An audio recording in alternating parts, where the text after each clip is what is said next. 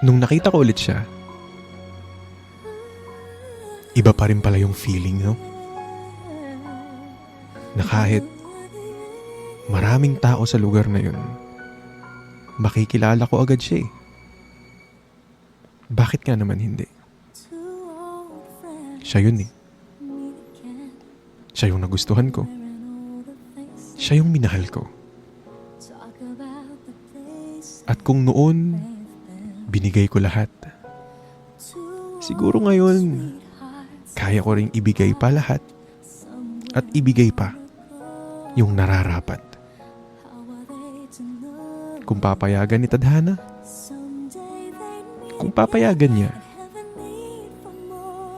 baka sakaling pwede ulit, di ba?